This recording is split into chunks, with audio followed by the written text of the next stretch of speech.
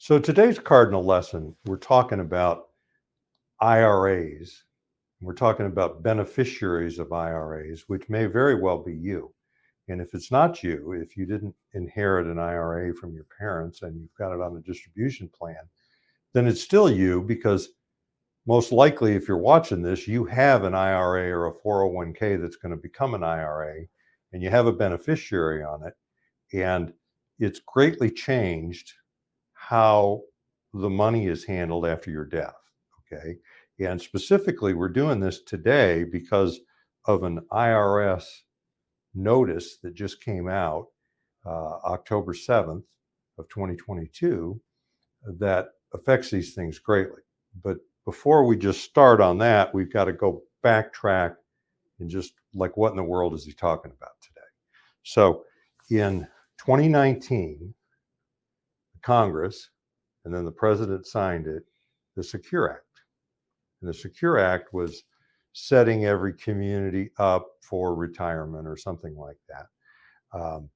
And it really didn't make your retirement more secure. Okay. It's just what it did is it made it easier for the IRS to tax your IRA or tax your beneficiaries and made you do a number of things or made the beneficiaries do a number of things after your death. So let's talk about that for a minute. Is the law has been in effect for 2 years and 2 months. Well, actually, it's 2 years and 10 months now because it's October of 2022. But it took the IRS 2 years and 2 months to put out their regulations. So the IRS is not able to write laws. Okay, it takes Congress and the president signing it to write the law, and they wrote the Secure Act. But then the IRS, they interpret the law. And from a practical standpoint, they put out regulations like this is how we're going to enforce the law. This is how you're supposed to act under the law. And they put those out, and they were preliminary regulations. And it dealt with a number of things in the regulations. But the one we're talking about today is how beneficiaries handle the distribution of IRAs. Okay. And so they put that out and they said they're not permanent yet. They're just out there for the public to comment on, and then we're going to make them permanent later. And then as soon as they published this stuff, there was a lot of confusion around, okay, so you say under the 10-year rule, which we'll talk about in a second, you could just wait till the end of the 10th year after the death of the owner and then distribute the whole IRA then. So you don't have to take minimum distributions during the first 10 years or during the first 9 years. And then you can take one big one at the end. And then what they had added in the regulations is, no, you got to take minimum distributions if the person that died was 72 or over, or essentially they were already in minimum distributions. In this IRA, we were already getting our tax money. Now the person dies, and now it can be pushed out further. No, we don't like that. So we're going to make the 10-year rule people take minimum distributions. So that created a lot of confusion. And then specifically around 20 and 2021 deaths is because people since January 1st of 2020, that's now 2 years and 10 months, a number of people have passed away, left their IRAs to beneficiaries, which a lot of times is their adult children. And then their adult children are falling under this 10-year rule. And they're thinking like, they don't know what to do. And then they find out going on 3 years later that they were supposed to take an IRMD that they can't do anymore because that year is already closed. So a lot of confusion around this, probably not for a lot of you because you haven't been that worried about it, but we study this stuff, weekly, let's just put it that way. And we're in this business of helping people use their IRAs to achieve whatever purpose they want to do. And so we've been just waiting for this thing. And so it came out on October 7th, like how you're supposed to handle those 20 and 2021 deaths. So what I want to do is just go back to what the Secure Act did to beneficiaries. And I want to bring Tom in, and Tom is going to show you where this is documented. Yeah, so we have been doing this on the recent videos, but we have show notes in a link below of the video. You can also find them on our website. But what it is supporting documents, a little more detailed than what we can fit on the board. And so we're going to scroll through that initially. On all the show notes, we just have the board so people can kind of print it out, study it a little bit, maybe read it. If you're on your phone, you can read it a little bit more easily. But in the show notes, the first section is really a summary of some of the changes that happened in that Secure Act and that really where that impacts the beneficiaries. And so they've sort of created, three distinct definitions for a beneficiary of an IRA. And so one thing I just want to kind of point out is that most people, that's where a lot of people's wealth is in this country, or in retirement accounts, 401ks, IRAs. We use those terms interchangeably for the point of this video because they're taxed all the same way. But that's where most people's money is. That's what most people's legacy plan is. If they have a desire to leave money to either their spouse or their kids or someone else, a lot of times it's in an IRA. And so it's really important to know what type of beneficiary you are setting up to receive this money, or if you're the person inheriting this money, what type of beneficiary you are, because it can change, how it's handled. But we won't go through all the real specific details, but the three ones are the non-designated beneficiary. These are going to be people that are not people. These are like estates, charities, certain types of trusts if it's not set up the right way. So that's kind of the one of the categories. This is kind of the least beneficial for the distribution rules around that. It has to be distributed over a 5-year period. Then we have non-eligible designated beneficiaries.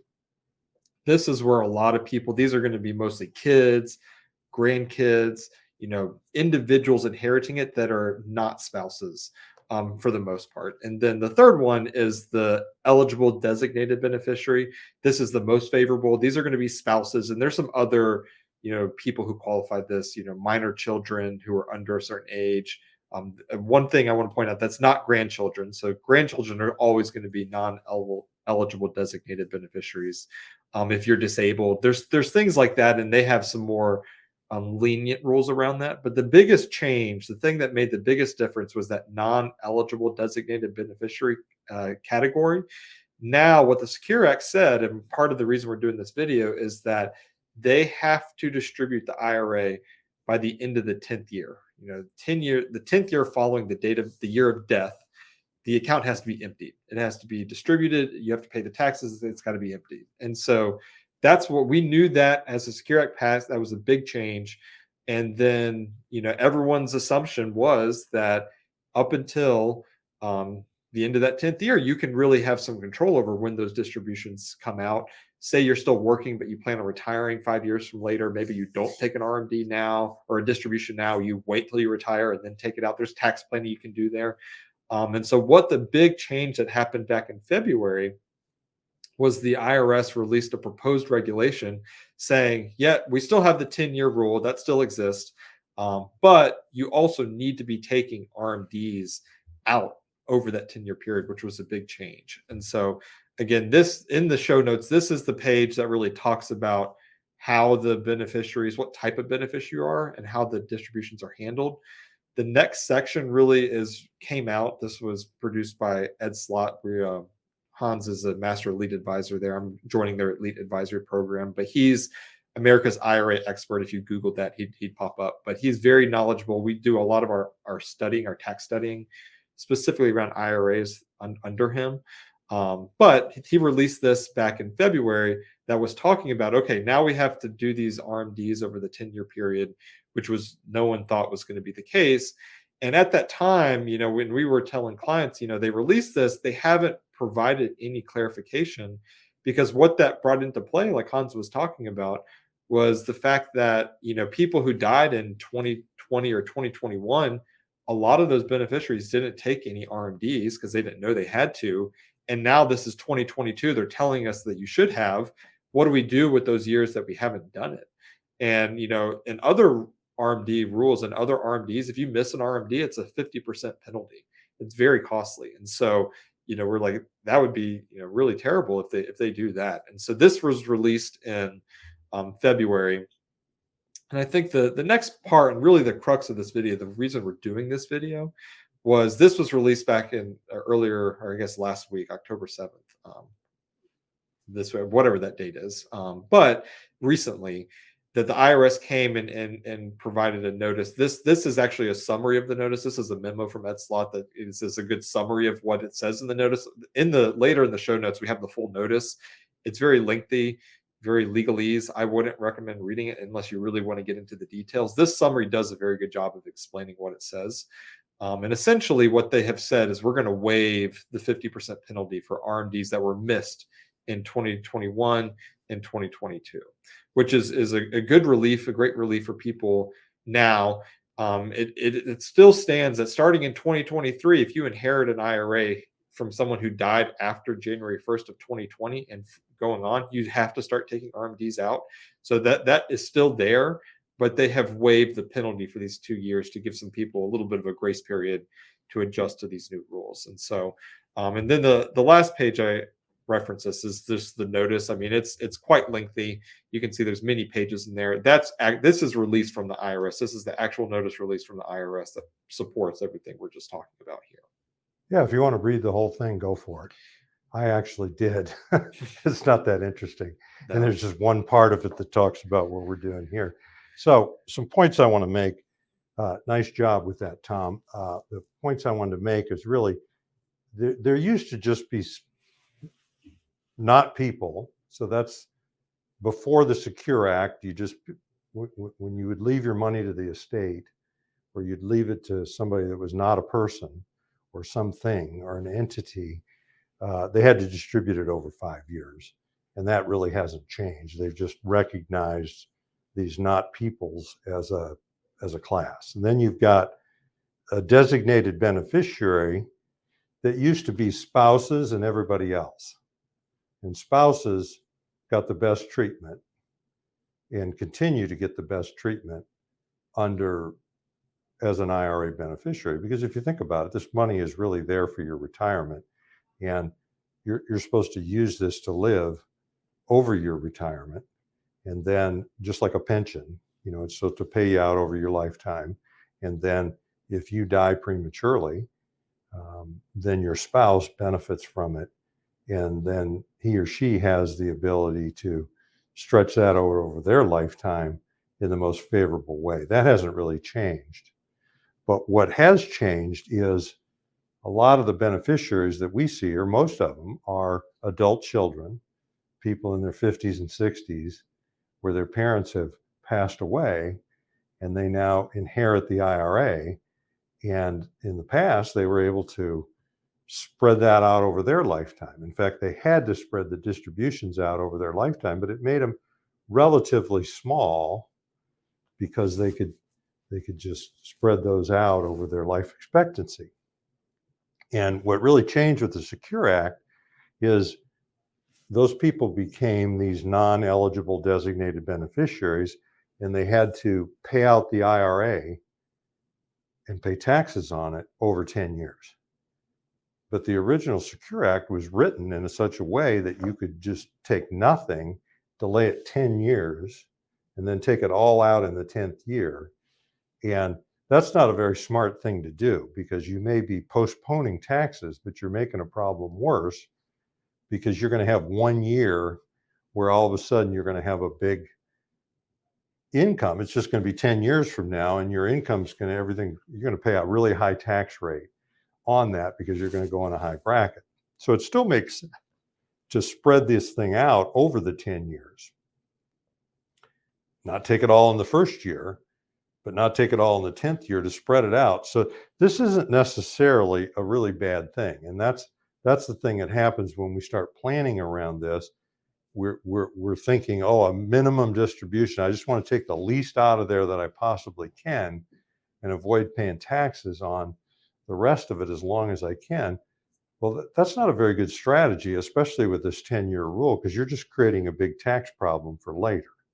So my thinking is this isn't really as devastating as people think that it is, because I mean, a minimum distribution is going to be somewhere between 3 and 4% for most people, and then that has to be taken every year from years 1 through 9, and then the balance in the 10th year. I'm thinking actually the 3 to 4% is not enough. You really need to take more strategically. Now, if somebody is 59 years old and they plan to retire at 65, and then their income is going to go way down, it's after retirement or their taxable brackets. So maybe it would make sense to take as little as you possibly can out during years 1 through 6, and then spread out the distribution of the whole thing in years 7, 8, 9, and 10. Just so you're getting the bulk of it at the end when you're in a lower tax bracket, but you're not making it out of whack in any one year. So there's some reasons to vary this, some tax reasons. But for the most part, I think, when you're inheriting under the 10-year rule, I think you ought to be taking 10% a year out and just spreading this thing evenly over a number of years, or maybe take out 20% in the first year if you need the money and you can stand it tax wise, and then take the other 80% and just spread it out over a number of years. I mean, there's all kinds of ways we can do this. We even have a way that you could put this thing into a single premium immediate annuity, take the balance to 0, and then just create an income for life if that was your goal. We have a way to do that with an insurance company. So if that's your goal, there's ways, there's a lot of planning ways to make this the way you want it, but it is a factor to deal with. And the whole summary of the video is for the people that fall under this, who had most likely a parent pass away in 2020 or 2021. Under these regulations, you had a minimum distribute for the 2020 people. They had a minimum distribution due in 2021 and 2022. And then for the 2021 deaths, you at least had a minimum distribution due in 2022.